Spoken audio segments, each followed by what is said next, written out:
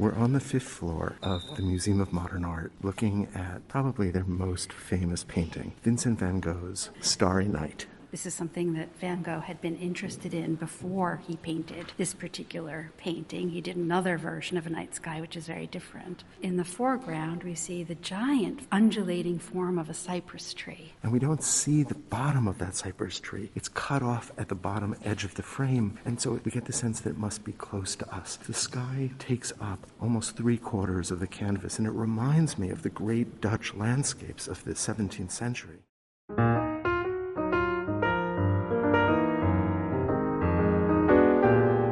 In the Musée d'Orsay, looking at Déjeuner sur l'herbe, Luncheon on the Grass. By Manet, although it didn't originally have that title. Its first title was The Bath. And there is really neither bathing nor a luncheon going on. These figures don't look idealized. They don't look timeless. They look like actual people you would see on the streets of Paris. The other significant problem with these three figures is that no one seems to be truly interacting. The nude female figure looks directly out at us in a gaze that is very nonchalant and yet very direct. And then we have this odd figure in the background who's spatially too large for where she should be in the middle ground. There are all kinds of spatial problems here.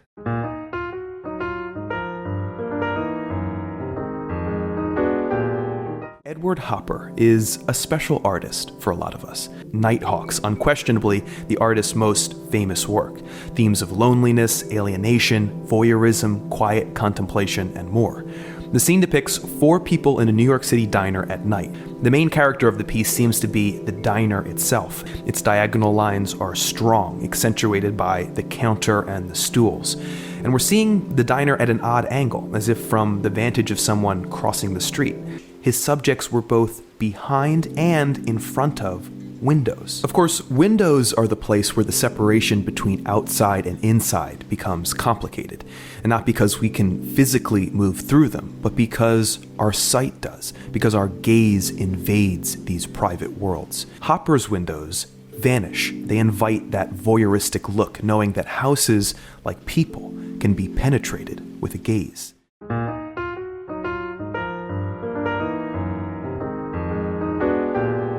We're in the Louvre looking at Géricault's Raft of the Medusa. This is a massive painting. The title of the painting, The Raft of the Medusa, is referring to a ship called the Medusa. It was part of a small fleet of ships that were trying to reclaim Senegal from the British as a French colony. And it had about 400 people on board. All of this is depicted in wrenching detail. The artist interviewed survivors. He made a full-scale model in his studio. This crescendo of this pyramid of figures, clearly things were not organized in this way on the raft. This is a composition by an artist making a statement, saying something.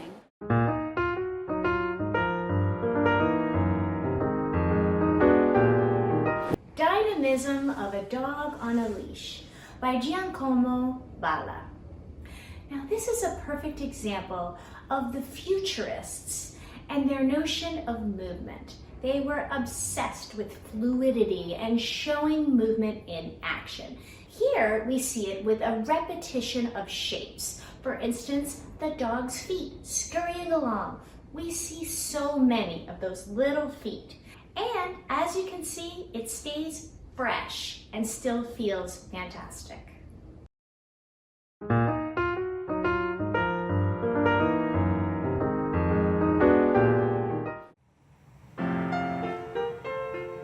It's the centerpiece of Renaissance art in Florence.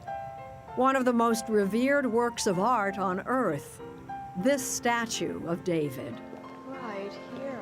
In 1501, Tuscan artist Michelangelo was just 26 when he began work on this block of Italian Carrara marble.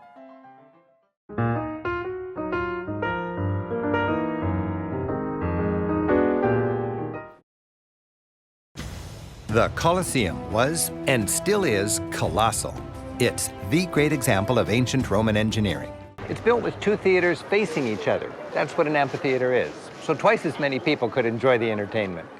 Stepping inside, you can almost hear the roar of ancient Rome. Take a moment to imagine the place in action.